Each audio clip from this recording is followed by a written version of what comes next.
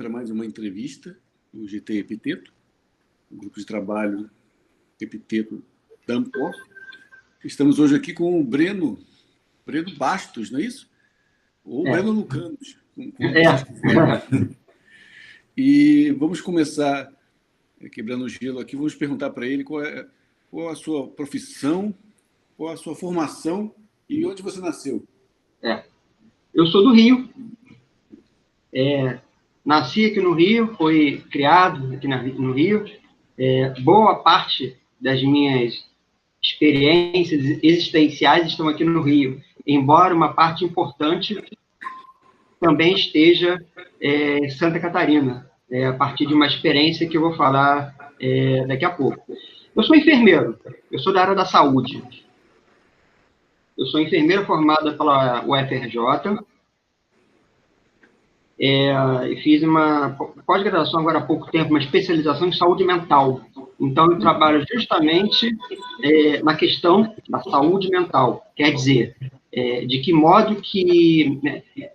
Isso até é curioso, porque isso, de alguma forma, isso tem algum impacto no estoicismo e em toda a filosofia. De que modo que a gente pode viver bem, né? Eu acho que Marco Aurélio faz muito essa pergunta, né?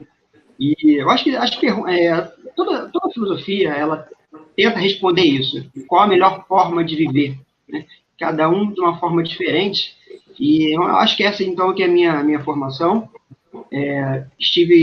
Trabalhei em alguns manicômios aqui no Rio de Janeiro, mas atualmente eu não estou nessa área. Eu trabalho em plano de saúde, na área de seguradora. E sou formado, como falei, pela UFRJ. Passei por IFIX, né, fiz filosofia lá, fiz sociologia lá, fiz antropologia lá, isso tudo no IFIX. E, claro, nos outros campos da UFRJ. A UFRJ é muito grande. É verdade. Eu cheguei a estudar 2 anos de engenharia e 1 ano de física no Fundão, lá na Ilha do Sim. Mas você disse que você fez filosofia, fez matérias ou fez... Não, matérias. Matérias. Alguns créditos.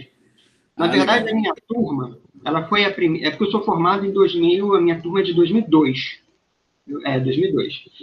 Então, já tem um tempinho. A minha turma foi a primeira que houve uma alteração na grade curricular, e eles fizeram uma introdução à filosofia dentro da grade. Então, eles chamaram uma professora que era lá da escola de educação para dar aula para a gente. E aí, curiosamente, era uma professora que trabalhava, a área de pesquisa dela era Epicuro. Então, ela, epicurista, ela foi, inclusive, uma das minhas orientadoras no TCC, e eu fiz um TCC sobre os estoicos também. Tem mais uma coisa que eu posso falar daqui a pouquinho, como é que um enfermeiro faz um TCC sobre os estoicos, né? Pode parecer estranho, mas ela é uma epicurista, vamos dizer assim, me orientou numa área sobre os estoicos. É bem curioso. E quanto à infância, adolescência, quais foram as suas principais influências literárias? Muitas. Muitas. Eu tenho muitas influências. A minha influência na antiguidade, eu fico realmente assim, muito com Aristipo. Eu gosto muito de Aristipo, Cirenaico. Um pouco de Epicuro, mas na verdade é mais Aristipo. E, na verdade, a minha primeira paixão na filosofia antiga foi Marco Aurélio.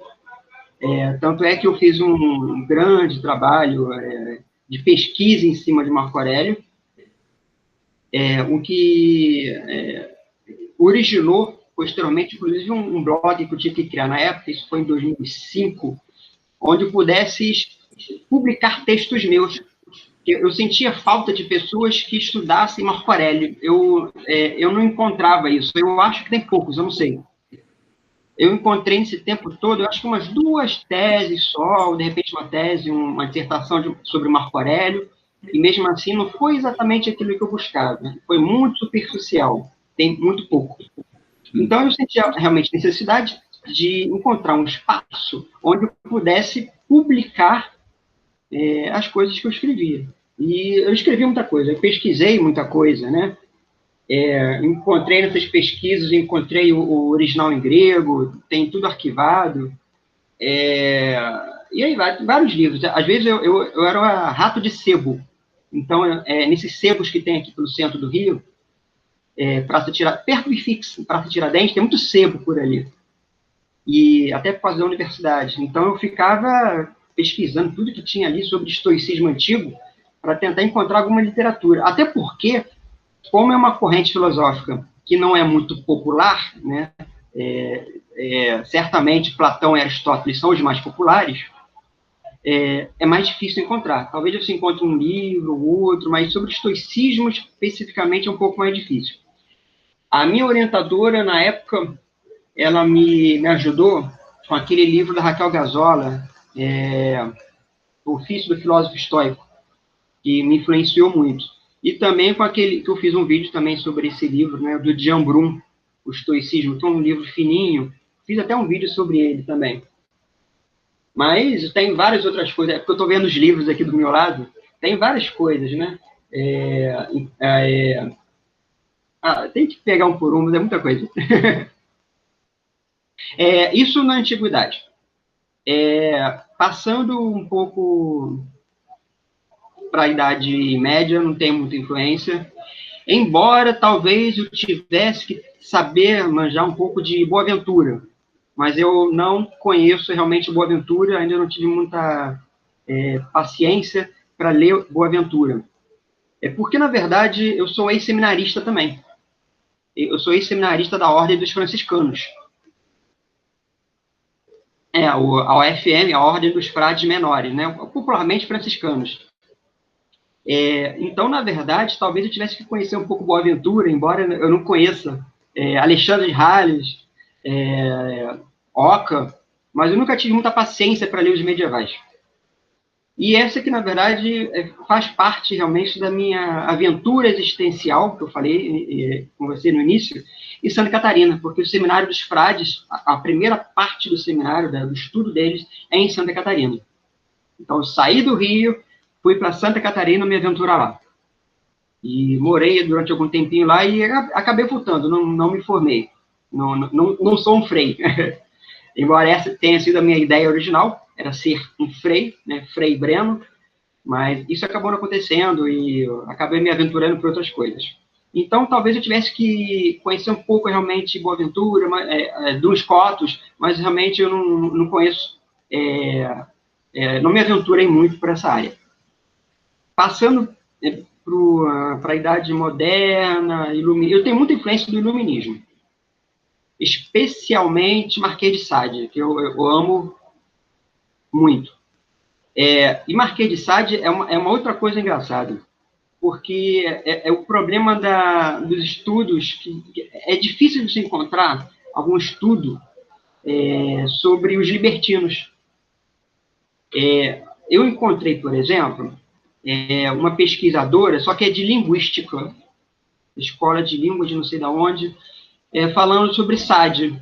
Só que eu pessoalmente não gostei da abordagem, porque eu acho que acaba se limitando muito à questão de estilo, de escrita de 120 Dias de Sodoma, por exemplo, ou Filosofia na Alcova, do que propriamente dito nas ideias sadianas. Então, eu acho que ficou devendo nesse sentido. E, nesse sentido, eu gosto muito, por exemplo, da interpretação que Paulo Giraldelli faz. Augusto Contador Borges também faz, né? Que é uma ideia de um filósofo libertino, que é bem diferente dessa que o popular conhece, né? Parece que a gente tem a ideia de Sade como sendo um apologista do sexo, do prazer, e pela interpretação que eles fazem, ao contrário, na verdade é muito mais uma denúncia do que uma apologia. E nesse sentido, talvez seja muito próximo, em alguns aspectos, do estoicismo, naquele sentido de se distanciar do prazer, se distanciar da dor, né? E eu acho que Sade fala isso no Filosofia da Alcova. Aquele personagem Dalmacé, eu não sei como é que é a pronúncia no francês, eu acho que é assim. Ele fala mais ou menos assim, né? As pessoas comuns não, porque Dalmacês aparenta-se como um libertino, né? E ela fala para a vítima, as pessoas comuns não são como nós. Quer dizer, existe uma diferença entre as pessoas comuns, que sentem a paixão, a dor, o prazer, e os libertinos, que tentam colocar um freio nisso, não sentir. Augusto Barros, ele fala um pouco disso, Paulo Ghirardelli também fala essa interpretação que ele dá também. Eu também gosto muito de La Métrie, no iluminismo, Holbach, Barão de Holbach. E agora, na filosofia moderna, a minha paixão é Michel Onfray. Quer dizer, na verdade, eu sou muito influenciado por Michel Onfray, do início ao fim. Então, tem que, por exemplo, lá na Antiguidade, falei de Aristipo, não falei de Epicuro, né? Ele vai mais por Aristipo. Embora eu discorde, por exemplo, da interpretação que ele dá de Sade. Eu não gosto da interpretação que ele dá. Mas eu sou muito influenciado por ele, e é até curioso isso, né? Que eu, enquanto um ex-seminarista dos frades, deveria ser um leitor de Boaventura, mas eu acabo me adentrando no universo do materialismo de Michel Onfray, de La Métrie, Holbach, né? Com o sistema da natureza, e por aí vai. Então, eu acho que essas são as minhas influências filosóficas mais marcantes. E, claro, também Nietzsche, né? Michel Onfray lê muito Nietzsche. Todos os livros dele, ele parafraseia Nietzsche, e eu vou muito por esse caminho também. Do ponto de vista literário, por exemplo, tem um livro que eu acho que é muito... Eu não sou muito de literatura, eu gosto de livros mais técnicos. Então, é que, em vez de ler, por exemplo, um livro sobre uma literatura qualquer, um livro de filosofia, um livro técnico, eu prefiro pegar o livro técnico. Realmente não tem muita... Não sei se é um erro, uma falha minha, talvez eu tenha que melhorar nesse sentido. Mas tem um livro que é o Memórias de Adriano, que é uma literatura que eu gostei. Ele é um livro de uma francesa, Marguerite Yourcenar, falecida já, e ela escrever, não sei se você conhece o livro, conhece? Conhece. Então, ela tenta escrever em primeira pessoa como se ela fosse o imperador Adriano, que na verdade é o avô adotivo de Marco Aurélio. Tanto é que vocês devem perceber que no início do livro, ela, Marguerite Yourcenar, escrevendo em primeira pessoa, como se fosse Adriano, ela escreve o livro endereçado a Marco Aurélio.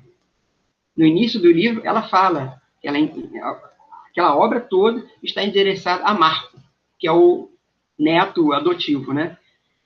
Então, eu acho que essa foi uma obra muito, muito peculiar de literatura, que eu gostei, especialmente pelo trabalho arqueológico que o Yourcenar fez, de tentar desvendar cada meandro, cada brecha que existia, para tentar escrever, olha a dificuldade, escrever em primeira pessoa alguém que morreu no ano 138, isso é muito complicado.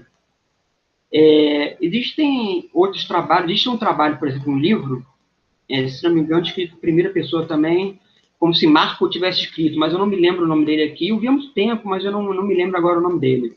Eu não cheguei a ler esse livro, mas especialmente desse da Marguerite Yourcenar eu achei muito interessante, e principalmente pela forma com que ele aborda as coisas, né? Eu vi que tem alguns arqueólogos, talvez também filósofos, eu não sei, que vão apontar, dizer que, embora Adriano não fosse um filósofo, evidentemente que não, mas Adriano tinha um quê do platonismo, e talvez seja muito verdadeiro isso. Se a gente levar em consideração aquele poema dele, né? Animula, vagula, blandula, eu acho que é muito nisso, né? Essa distância que Adriano tentava fazer do corpo.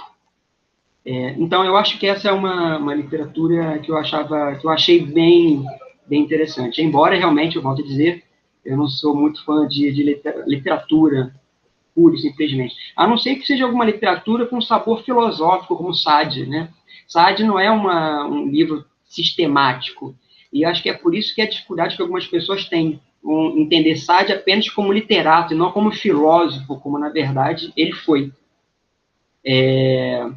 Mas, poxa, poesia, literatura por ela mesma, poesia por ela mesma, muitos escreveram em poesia. Lucrécio, se fosse assim, Lucrécio não seria um filósofo, seria um poeta. Parmênides não seria um filósofo, seria um poeta. Então, eu acho que existe uma dificuldade nesse sentido, de estabelecer a diferença entre um e o outro, de limites, e tentar entender o que existe de filosofia dentro da ideia. Ok. Tem algum poeta preferido? Poeta? Não especificamente, porque, como falei, eu não sou muito de literatura, poesia. Mas, por exemplo, quando eu comecei a escrever meus textos, na verdade, eu tenho esse livro da Marguerite Yourcenar, ela me deu a ideia de tentar, isso há muitos anos atrás, tentar escrever como se eu fosse Marco. Fazer como ela fez, em primeira pessoa. Só que ela levou 20 anos para fazer isso, pelo menos o que ela conta no finalzinho do livro. Desistiu do projeto várias vezes, retomou o projeto, porque é muito difícil você escrever em primeira pessoa, especialmente com aquela perfeição linguística, arqueológica, porque, na verdade, o que a gente precisa é encontrar as brechas, né? Aqui e ali, é um trabalho de exegese muito, muito hercúleo. Então, eu tentei fazer como se eu fosse Marco.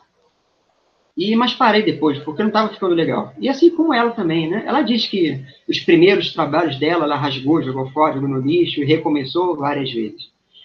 Então, quando eu comecei a escrever, eu pensei, poxa, não vou escrever como Breno de Magalhães Bastos, não. Vou fazer uma coisa mais teatralizada. Vou colocar Lucano. Lucano foi um poeta também. Vou colocar Breno Lucano. Que, aliás, pelo que contam, na verdade, foi uma morte bem teatralizada, épica, né? Morrendo, recitando os poemas. Eu achei isso poético, bonito. E aí eu acabei adotando o nome de Lucano. Acabou que, na verdade, algumas pessoas até me chamam de Breno Lucano mesmo. Mas então eu gostei embora não tenha... Eu nunca pesquisei sobre Lucano, por exemplo, se existem trabalhos sobre ele, inclusive sobre as poesias dele, realmente eu nunca pesquisei. Mas eu posso dizer que, em termos de literatura, realmente eu fico com Margarete. Tem um trabalho também, eu nunca li esse livro, essa literatura, mas se levar em consideração o livro de Humberto Eco, que ficou muito legal, O Nome da Rosa, talvez o livro seja muito bom também. Realmente eu não li o livro, eu até tenho ele aqui em algum lugar, O Nome da Rosa, mas eu ainda não tive tempo, né, para ler.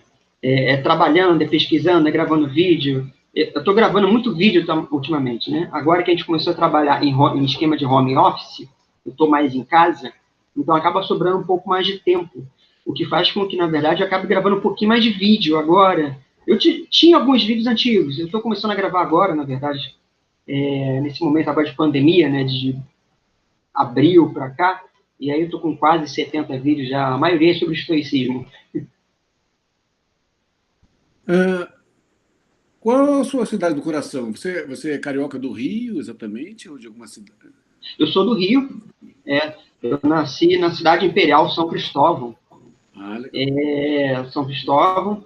Mas, como falei, eu tive uma experiência no seminário, né? Em Santa Catarina, cidade Utuporanga, que fica no interior de Santa Catarina, é a maior produtora de cebola do país.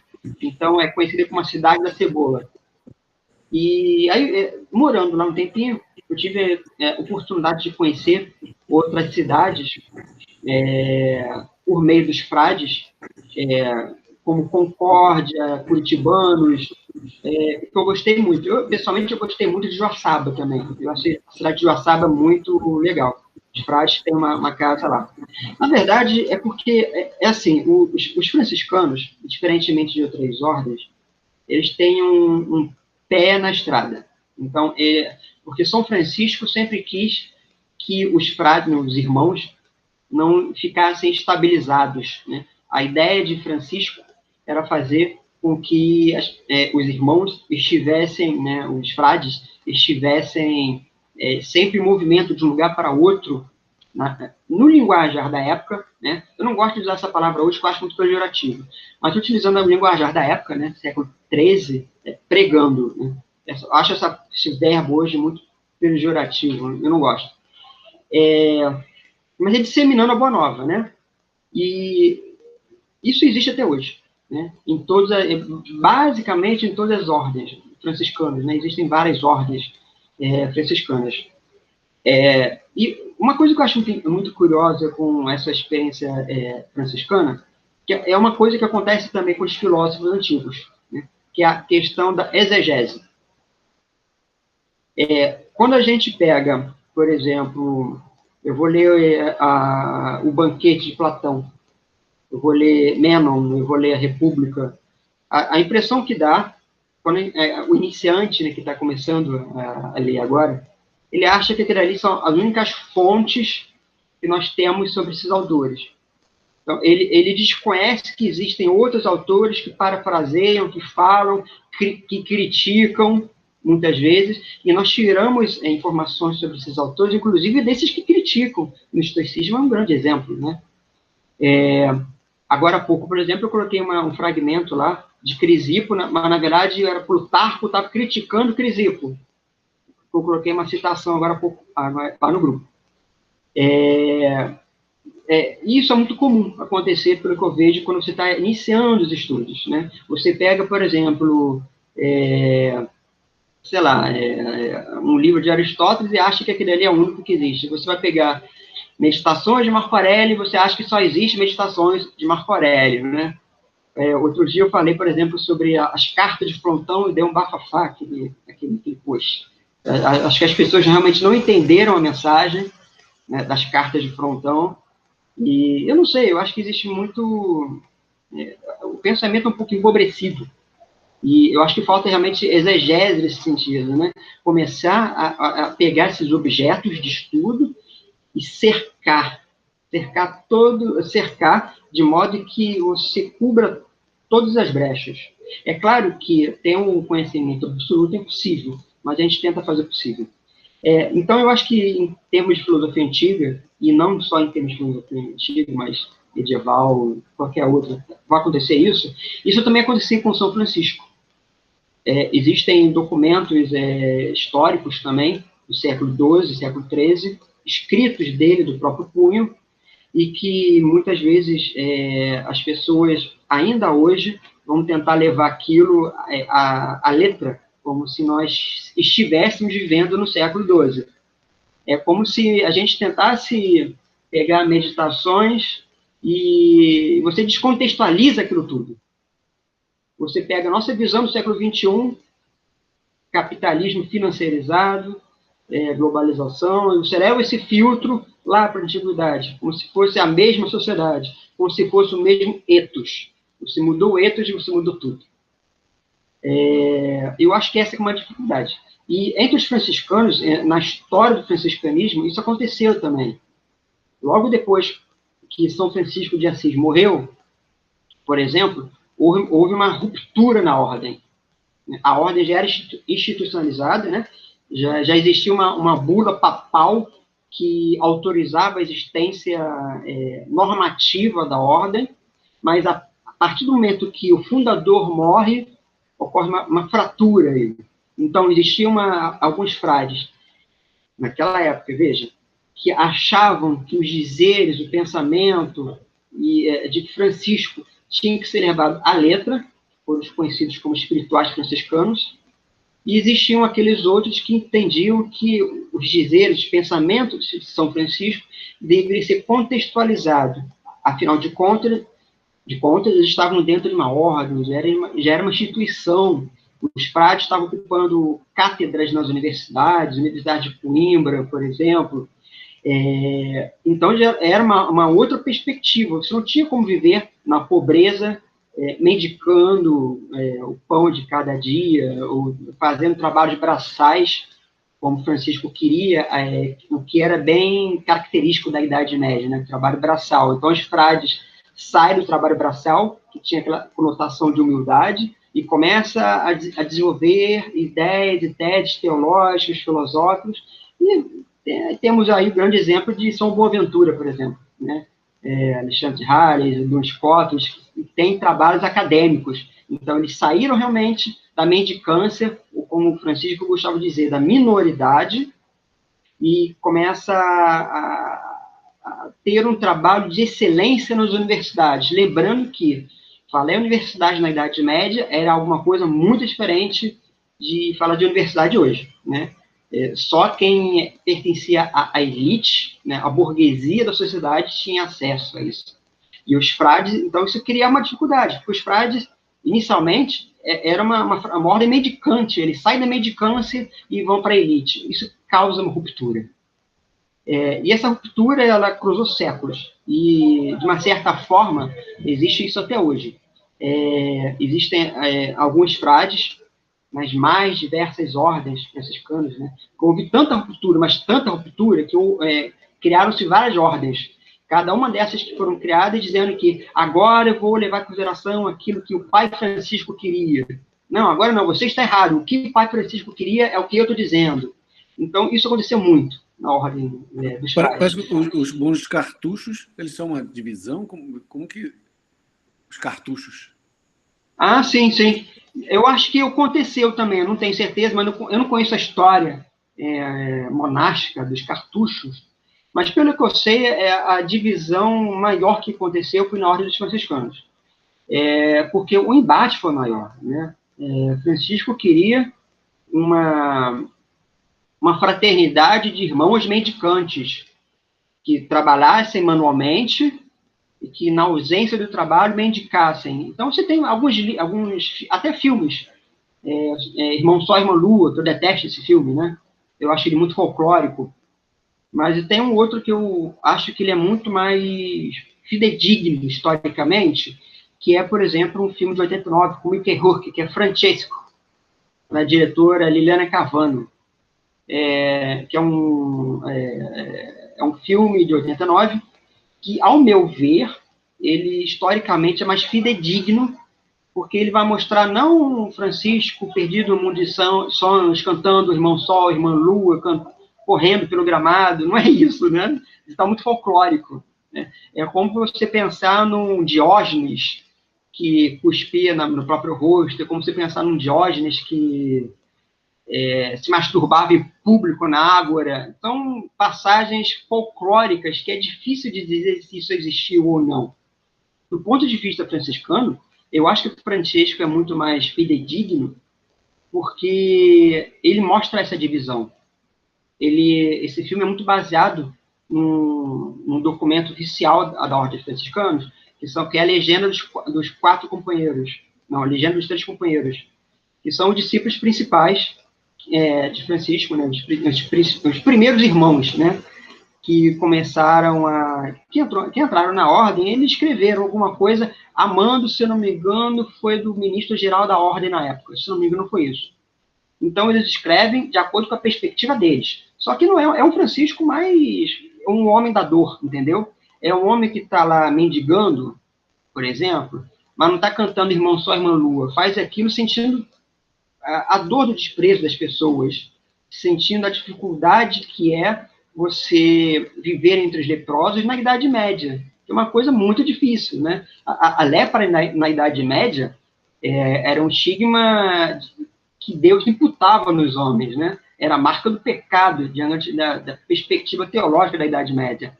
E Francisco queria viver entre os leprosos, né? Ele beija a mão do leproso. Então, você começa a pensar Francisco nesse sentido, eu acho que até mais histórico.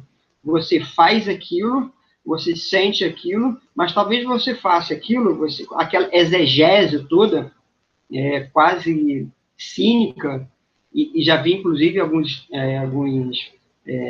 filósofos associando, eu não me lembro se era, eu acho que foi Justo Lipsius que associou, acho que foi ele associava o cinismo, o estoicismo, não me lembro, à figura de São Francisco. É isso mesmo? Acho que é isso, né? o Justilípcios, né? Ele tinha esse Justus, ele uma vida complicadíssima. Ele se converteu ao catolicismo e abandonou o catolicismo para o protestantismo, depois voltou para o catolicismo, depois voltou para o protestantismo. Eu tenho uma obra dele, da Constância do Sábio, que foi publicada pelo Sellers alguns anos atrás, mas eu não cheguei a ler tudo, não. Eu li só um pedaço, essa parte particular. Eu vi em algum lugar, porque eu li muita coisa, então depois eu não sei de onde que eu li. Eu acho que era ele que associava a figura de Diógenes a São Francisco, como se fosse um Diógenes na Idade Média. Tem, claro, contextualizado para o mundo cristão, né, e monárquico, monástico, mas eu acho que talvez tenha algumas relações. Existe uma tese, por exemplo, pessoal que estuda teologia, que vão associar, por exemplo, dizer que o cristianismo ele se assentou numa matriz cínica, né?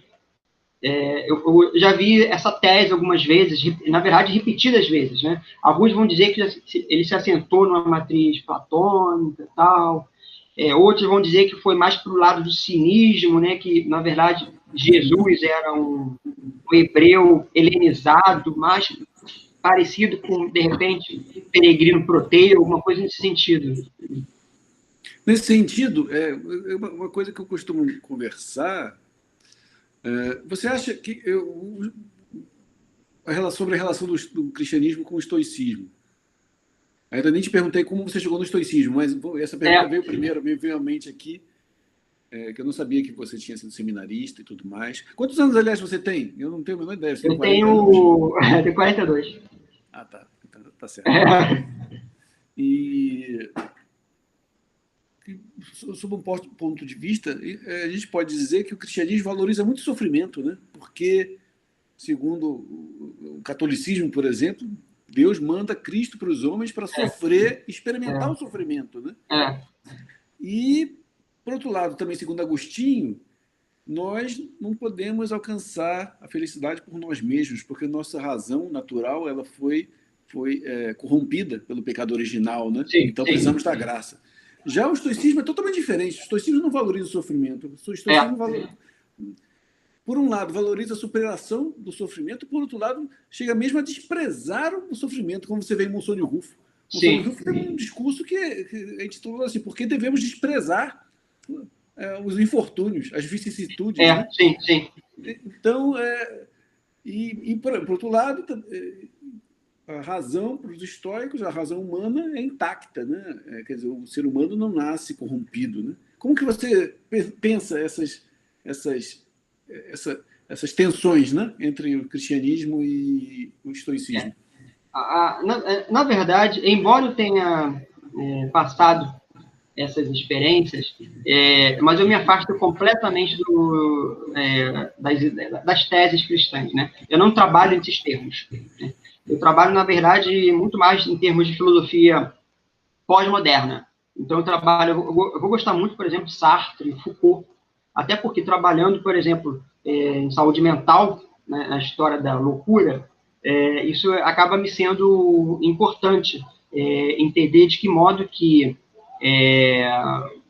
você não pode, talvez, pensar no homem enquanto um universal, mas talvez você possa pensar o homem, né, pensar o gênero humano. Estou sendo antagônico, pensar o gênero humano não quanto universal, meio estranho, mas pensar enquanto indivíduo. Eu vou usar bem uma linguagem sartreana, e eu gosto muito de... Outra influência que eu tive também, que eu gosto muito, Camus. Eu também gosto muito, né? A ideia do absurdo dele, eu acho muito legal. Mito de Sísifo. Então, eu gosto muito de pensar, por exemplo, no homem, não enquanto alguém que foi corrompido pelo pecado original, porque eu acho que essa ideia de que você naturalmente alguém que está próprio para o sofrimento, eu acho que isso eu não gosto muito disso. Eu gosto muito mais de pensar num homem que é uma matéria bruta que foi jogada na existência e a partir daí você vai dilapidando essa escultura. Michel Onfray tem um livro sobre isso, né? O livro de ética dele é a escultura de si, né? Que é baseado, é muito em Nietzsche, né? Tem outras influências, mas é muito em Nietzsche. A escultura de si. Então, você vai moldando a sua existência. Você vai dando as cores, você vai dando o estilo, né? Eu acho que a estilística de existência me é algo muito mais aprazível do que pensar no homem que está próximo da dor, que tem que sofrer. Realmente, eu me afastei muito dessa ideia. Eu não acho que isso seja, até mesmo para a saúde mental. O cara já está sofrendo para caramba. Estamos falando de um neurótico, por exemplo, de um cara está em depressão. Olha, você está sofrendo porque você é um pecador. Eu não posso falar isso. Mas talvez você possa dizer que você esteja sofrendo, você tenha um transtorno de humor, um afetivo, por exemplo, maníaco-depressivo, por exemplo, mas talvez porque você tenha que encontrar outros caminhos que talvez ressignifiquem a sua vida. Ou seja, em outras palavras, o que você é capaz de fazer com a sua vida para que ela tenha mais sentido para você? Eu acho que isso é mais importante para nós, homens pós-modernos, do que falar em termos cristãos. Eu acho que o cristianismo hoje ele está muito defasado.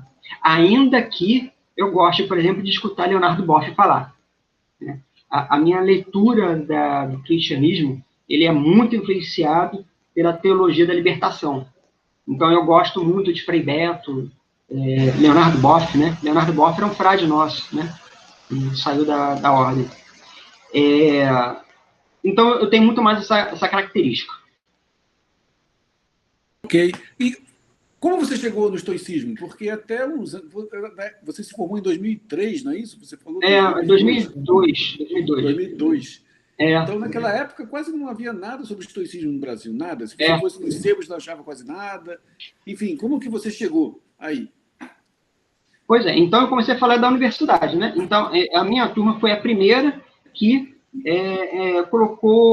teve uma alteração na grade curricular e colocava introdução à filosofia dentro da grade, colocaram alguns créditos ali, não era nem letivo, era crédito, como é que eles chamavam? Crédito obrigatório, né? Eu acho que eram 6 créditos, não me lembro mais quanto que era, não me lembro, faz muito tempo. E eu gostei tanto isso foi no 7º período, na faculdade de enfermagem e obstetrícia, na UFRJ, são 8 períodos, né? Eu tive essa matéria no 7º período, então foi no finalzinho.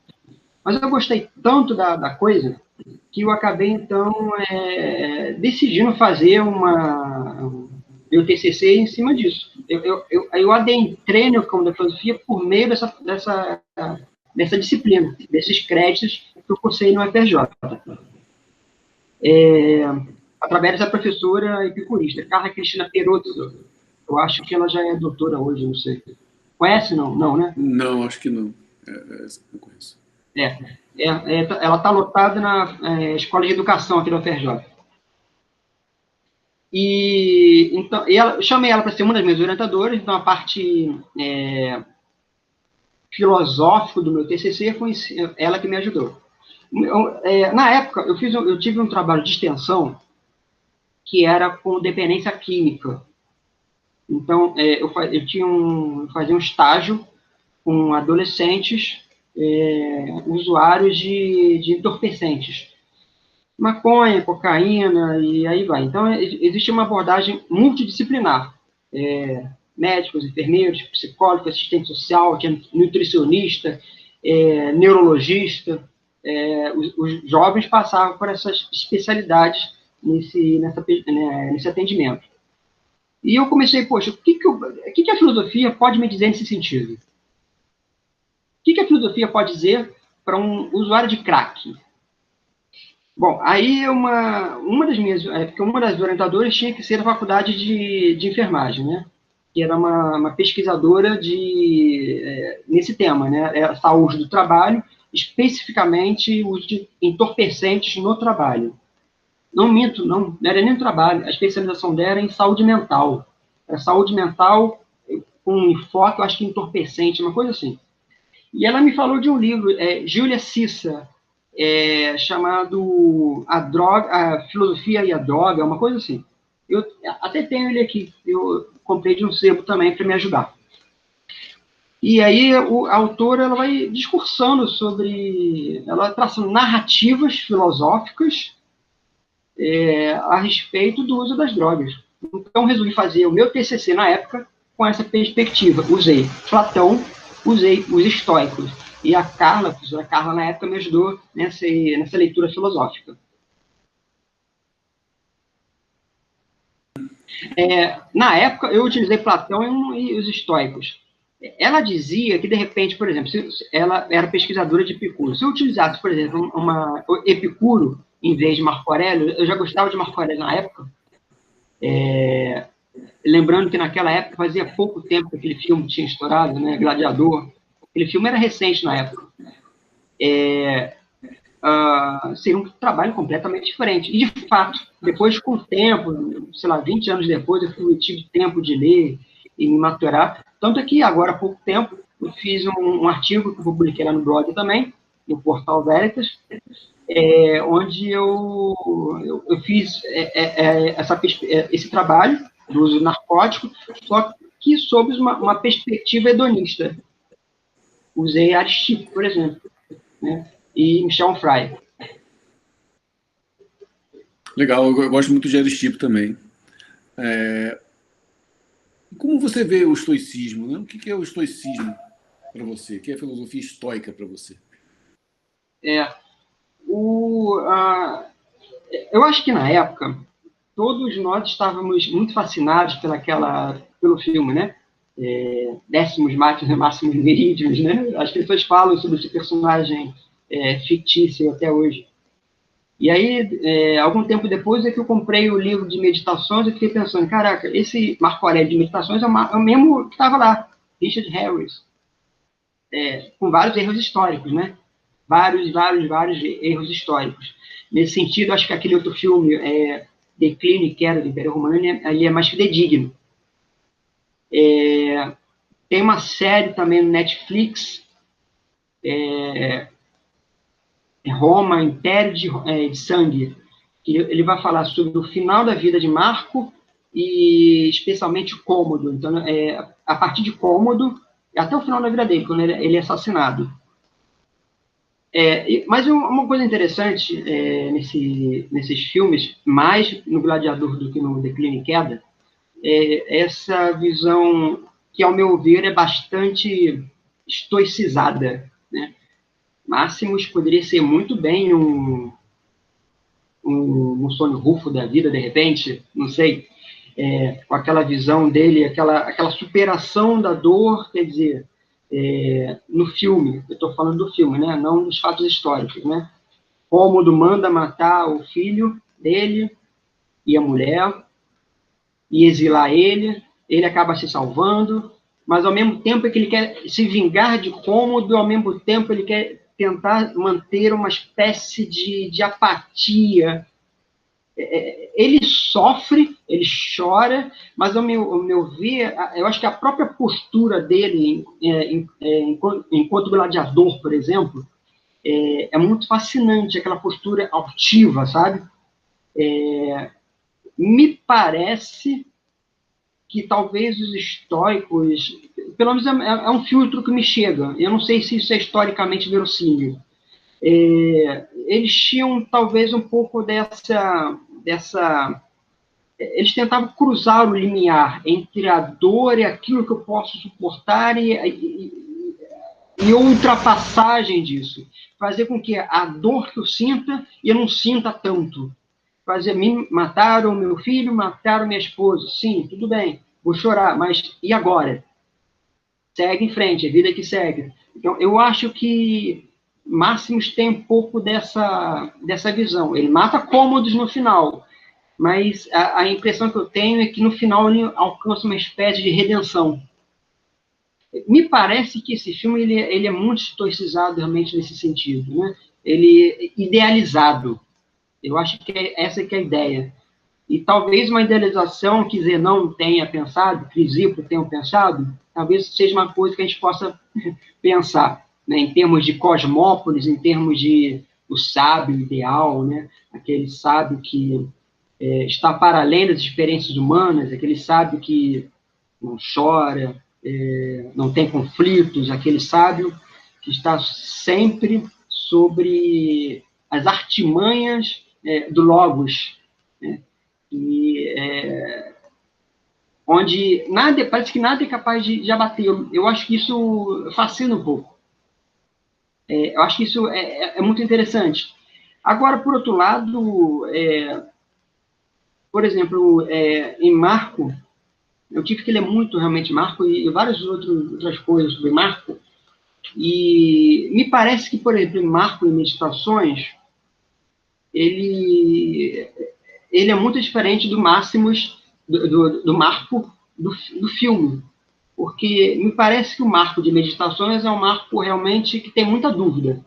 Ele não é um Marco ortodoxo, como Crisipo, mas é um Marco que às vezes utiliza teses de outras escolas, né? Às vezes ele fala de outros autores que não são exatamente estoicos. É por isso que em alguns vídeos meus eu falo sempre isso. Quer entender estoicismo? Não pega Sêneca inicialmente, não pega Marco, pega Zenão e Crisipo. Porque o estoicismo de Marco, o estoicismo de Sêneca, Epiteto, Sônia Rufo, vai ter um estoicismo latinizado, com várias outras coisas aí dentro. Vai ser uma miscelânea, vai ser uma pintura com várias cores ali dentro. Por exemplo, Marco Aurélio, que eu tive experiência de ler mais e pesquisar sobre ele, eu até falei isso num vídeo, eu não me lembro agora o nome do vídeo, mas eu vi que existem basicamente, pelas pesquisas que eu fiz, 3 leituras que se pode fazer a respeito de meditações. A primeira leitura é que Marco foi basicamente influenciado por Enesidema, né? Eu ainda não tive oportunidade de ler Enesidemo, mas cético, né? Cético. E eu não tive ainda tempo de fazer essa leitura cética de meditações.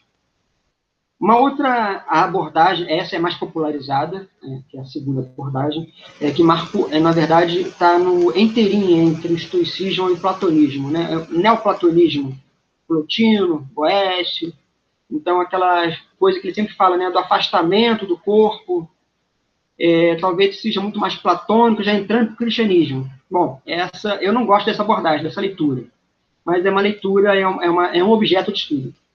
E uma terceira abordagem que eu vi, que eu conheço, que eu vi, que é inclusive falado naquele livro Os Cínicos, O Legado na Antiguidade, é um livro grosso que tem aqui. Os pesquisadores ali, eles falam que existe uma leitura, um filtro que se pode fazer de Marco Aurélio, que ele foi muito influenciado, não por Enesidemo, não pelos céticos, e também muito menos por Platão, mas pelos cínicos, né? Então, ele vai mostrar, na verdade, um Marco Aurélio cinicizado. Eu não sei se existe essa expressão, mas é um Marco Aurélio bastante pintado com as cores de Diógenes. Bastante.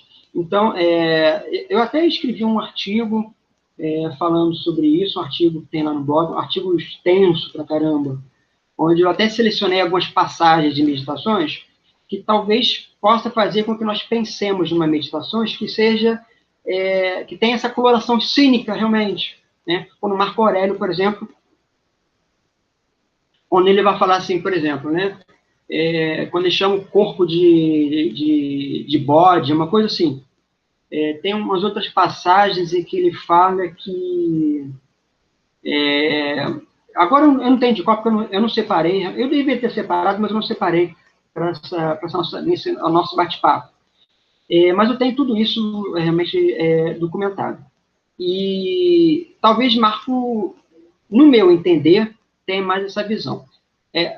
Juliano, Imperador, embora não seja especificamente um filósofo, embora ele tenha falado muita coisa sobre filosofia também, o que eles vão falar nesse livro também dos cínicos é que Juliano teve muita influência também dos cínicos. Então, o que me dá a entender, e já vi também em outras fontes, é que o século II, especificamente, ele tem realmente muita influência estoica, sem dúvida nenhuma, né? Na elite, né, os senadores, especificamente, mas a população, a massa, era toda cristã e cínica. Quando não era cristã, era cínica. Então, você via ou pregadores de Jesus de Nazaré nas ruas, especialmente, não em Roma, claro, mas especialmente no Oriente Médio, ou você via mendigos tentando recordar a obra, mesmo que folclórica, de um Diógenes, né? E me parece que isso existia muito. E Peregrino Proteu foi um grande exemplo, né?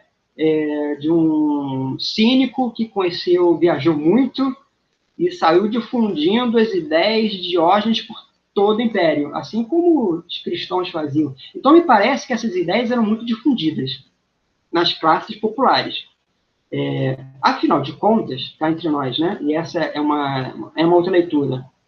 Para você alcançar a salvação cristã, você não precisa de estudo. Então, isso cai muito bem para a população, que não sabia nem ler e escrever. Bastava você ter fé para encontrar a salvação.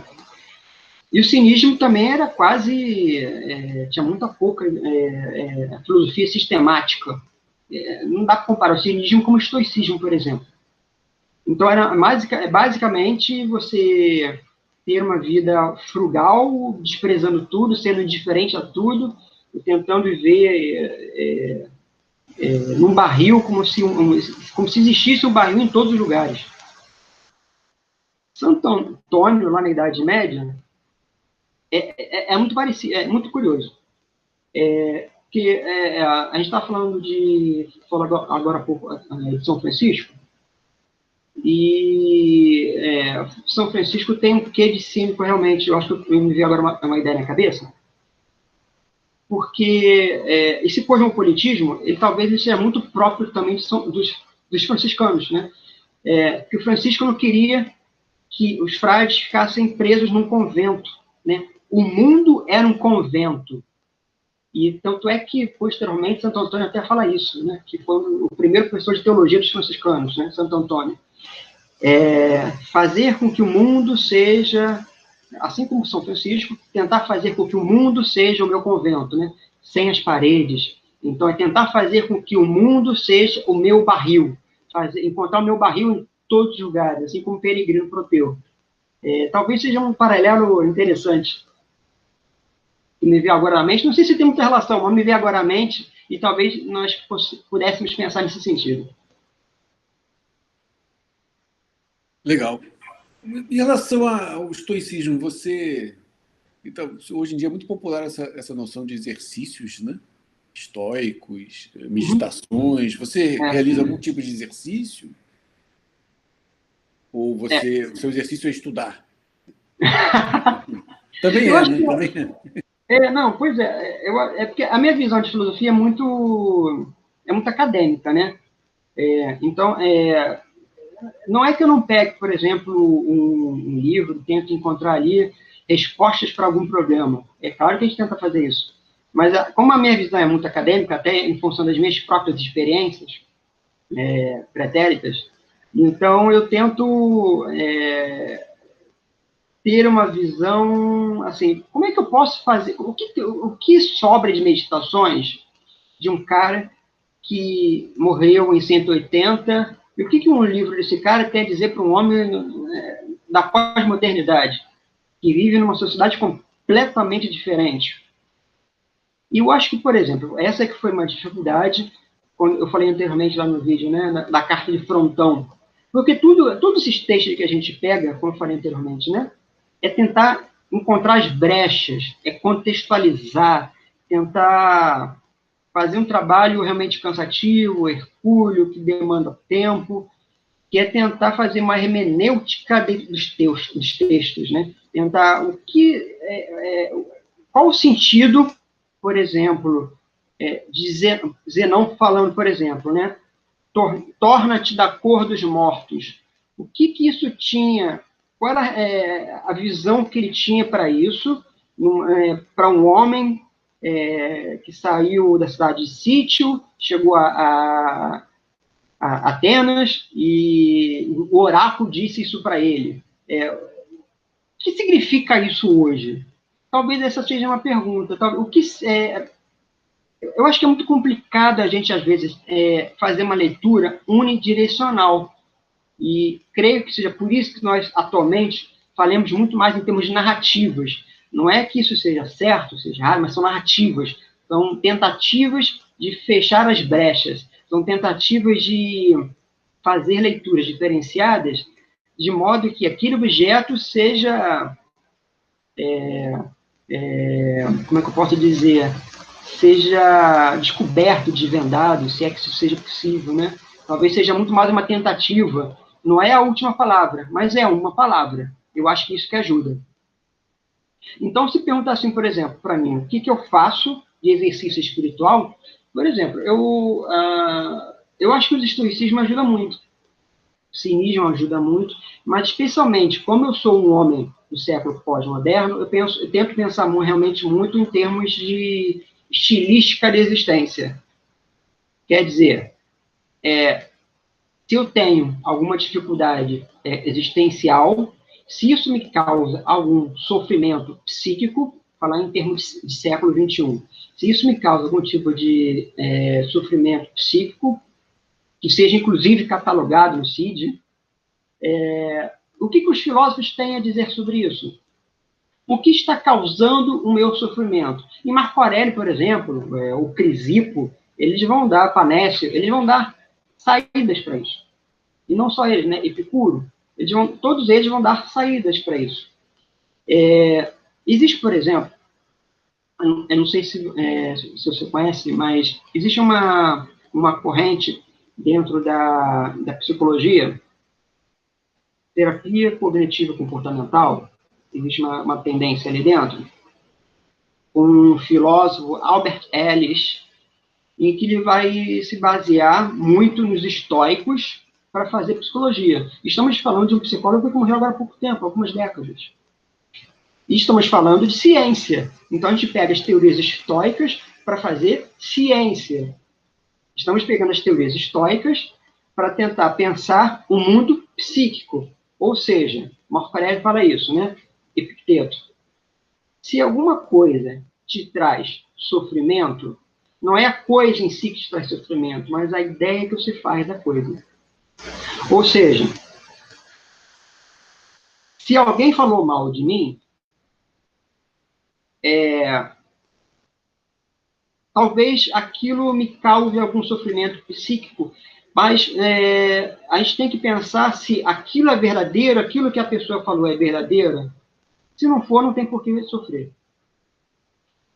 Tem que ter uma relação direta entre significado e significante. Tem que ter uma relação direta entre aquilo que a gente estuda e a coisa de fato. E eu acho que é isso que o Albert Ellis tentava dizer, por meio, por exemplo, de Epicteto e Marco Aurélio. Se existe alguma coisa que se vai sofrer, não é a coisa, mas a sua opinião. Então, o que a terapia cognitiva vai fazer?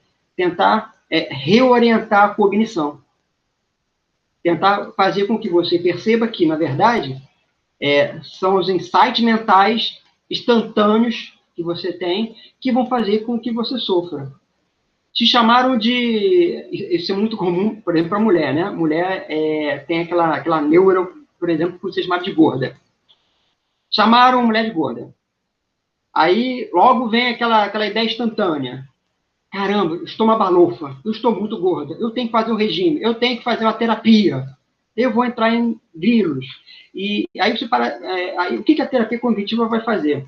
Será que você realmente está gorda? Ou será que a ideia instantânea que aparecer na sua mente sobre ser gordo, que seja alguma coisa ruim? Será que essa ideia é que te faz sofrer? Porque, de repente, essa ideia que você tem de ser gordo algo ruim é que te faz sofrer. Não é ser gordo o problema de dito.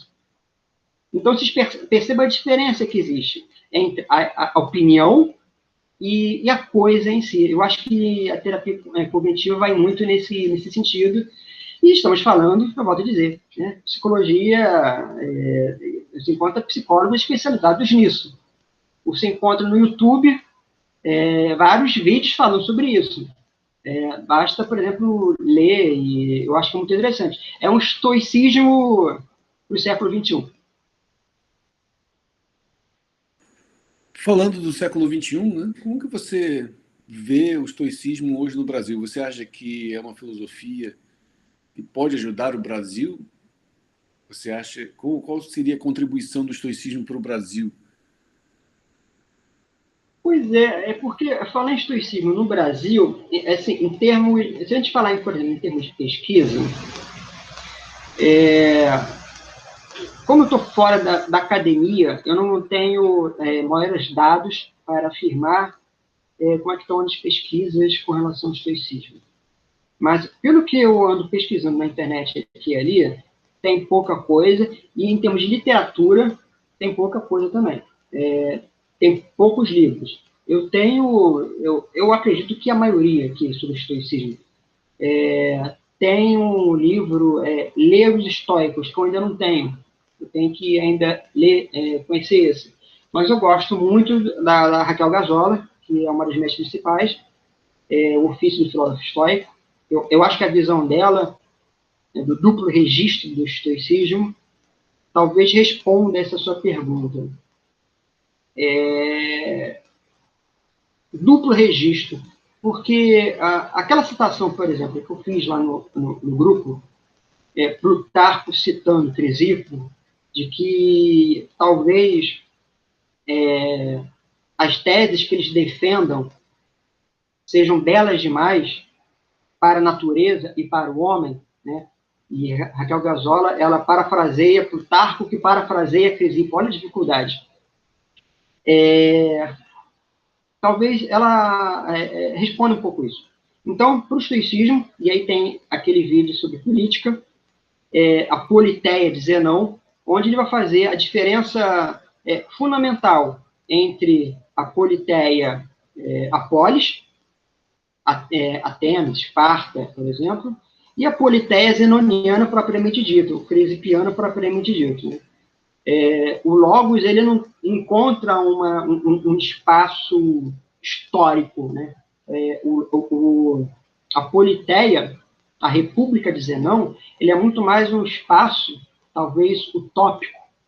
E talvez seja por isso que Crisipo tenha falado isso. Né? As ideias que nós proferimos são perfeitas demais.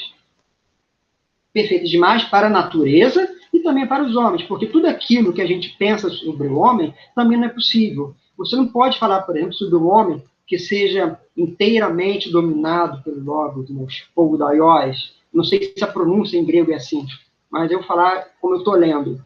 Os poudaios e o faulos. A pronúncia é essa mesmo? Pode ser espouldaios, mas a pronúncia grega é um problema, porque não chegaram nenhum registro, obviamente, gravado, né? Uhum. Então, a pronúncia é sempre tem duas teorias opostas. Então, basicamente, como quer que você pronuncie, está certo. Né? Então, tem a situação tônica, enfim, fique à vontade. Então, é festa. Então, assim, existe um duplo registro no sentido de existir, de um lado, a cosmópolis perfeita, um cidadão perfeito, pensado por Zenão, que é os poudaios, que é inteiramente regido pelo Logos, via hegemoníaco, e também nós temos o homem tolo, regido pelos movimentos, pelas afecções da alma. Essa distância entre a cosmópolis pensada e aquilo que eles viviam na época, talvez fosse uma dificuldade para eles, tanto é que existiam muitos outros filósofos que combatiam o estoicismo por isso, justamente. O que você está falando, isso não é verossímil, isso que você está falando de cosmópolis, isso nunca existiu. E talvez você possa pensar a visão dessa cosmópolis hoje. E é isso que eu tentei fazer naquele vídeo, por exemplo. Você vai ver, se você tiver a oportunidade de assistir, que é justamente isso. Uma cosmópolis, quer dizer, tem umas passagens de Zenão que vai falar assim, né? Zenão vai abolir os ginásios, Zenão vai abolir a moeda corrente, Zenão vai abolir tudo aquilo que dava traços da polis. Então, ou seja, quer dizer, ele estava construindo uma polis apolis, uma polis que estava fora da topografia, uma polis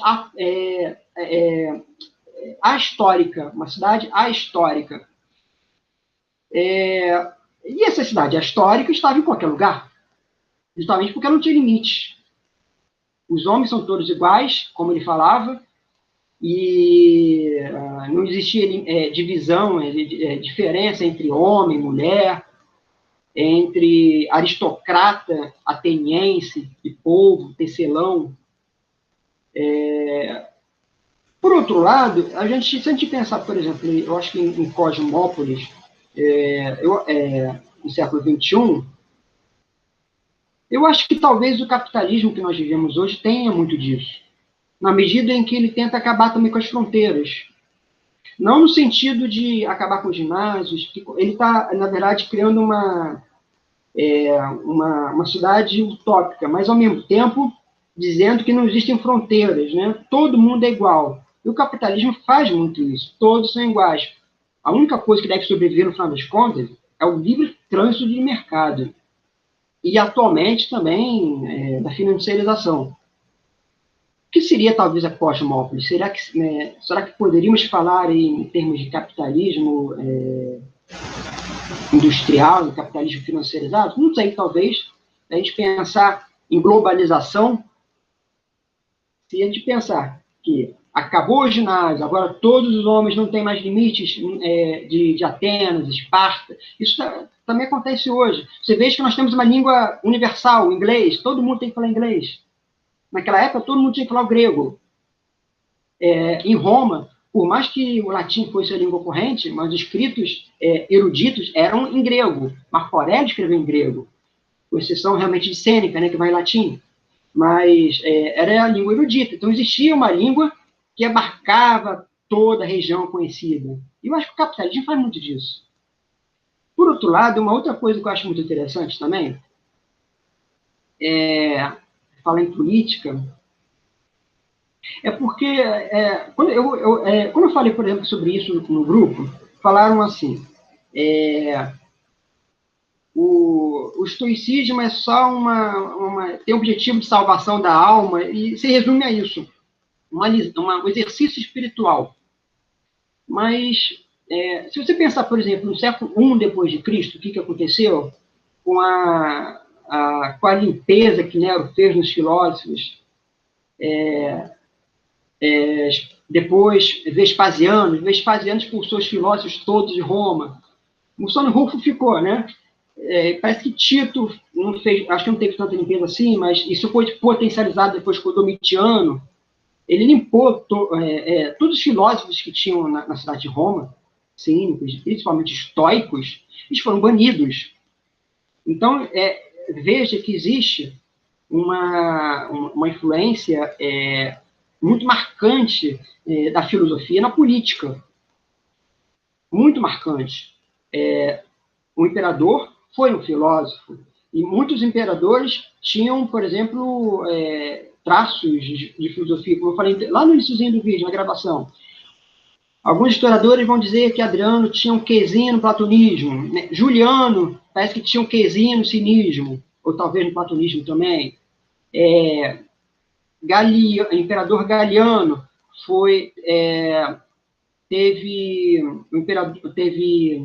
ele ajudou, né? Ele ajudou na corte, o filósofo acho que foi Plotino, agora eu não me lembro.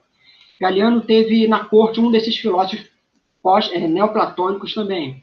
Então, vocês vejam que, na verdade, a filosofia sempre esteve junto com o poder, historicamente. No iluminismo, o que aconteceu com o iluminismo? Voltaire foi exilado. Lamétrie também foi exilado. Teve que ir para se adentrar na corte daquele imperador da Prússia, que eu esqueci agora, Frederico da Prússia, que também lia muito Marco Aurélio, né, Frederico da Prússia. Então, ele aceitou na corte dele, Lamétrie, ele aceitou na corte dele Voltaire, grandes nomes da época. Então, veja, mais uma vez, como é que a filosofia, historicamente, sempre teve um quezinho no poder. Até porque os grandes imperadores tinham os filósofos como conselheiros, né? Então, qual a melhor forma de governar? Qual a melhor forma de agir? Ou você vai pela via filosófica, ou você vai pela via religiosa, mítica, e aí vai os padres depois, e o Papa, e por aí vai. Então, eu acho que nós podemos pensar realmente o estoicismo nesse sentido também, nessa limpeza que aconteceu realmente lá no século I, e o que aconteceu depois com os filósofos no século II. O que levou, por exemplo, o imperador a ler um escravo, né? Isso sempre me pareceu muito curioso. Breno, passamos aqui o tempo passou rápido. Falei muito, né? Não, foi muito bom, muito legal. Eu queria que você deixasse uma palavra final para o pessoal que está assistindo, né? O que eu poderia dizer, se não, assim, a filosofia é um exercício contínuo, né? Então, a gente passa, na verdade, como Marco Aurélio, né? A vida toda estudando. Tem um daqueles professores que Marco Aurélio fala no livro primeiro, de Meditações, Apolônio, que ele cita Apolônio no livro primeiro, foi um professor dele, um dos professores, não foi mais importante, mas foi um professor, que, pelo que me consta, ele começou a dar aula para Marco. O Marco já era imperador, já tinha para lá de 40 anos, e que, pelo que me consta, acho que está em História Augusta essa história. Lúcio Vero reclama com Marco: por que você, o príncipe, vai na casa do filósofo para ter aula? E aí Marco responde, se não me engano, está em História Augusta isso. A vida toda é um contínuo aprender. E a gente passa, então, na verdade, a vida toda aprendendo. Mesmo depois de tanto tempo lendo sobre Marco, eu tenho a nítida certeza de que eu não vou terminar os estudos sobre Marco. E até porque não tem como, cada olhar é um olhar diferente, e a gente, às vezes, usa infelizmente, a gente faz muito isso, a gente traz um olhar de um filósofo da antiguidade com um filtro nosso do século XXI, aí se muda o filtro, aí muda o objeto de estudo, é uma grande complicação isso. Mas o que eu poderia dizer, se não continuar estudando, continuar se conhecendo, fazer aquilo que Zenão falou, né? Fazer com que nós nos tornemos da cor dos mortos, como Zenão falava. E também fazer com que a nossa vida seja uma vida de afirmação, lembrando mais Nietzsche, seja uma vida esculpida, lembrando mais Michel Fry, seja uma vida mais onde os contornos, o sentido, o significado seja meu e unicamente meu, para que não existam outros Brenos, exista apenas um em toda a história. Essa é a minha mensagem.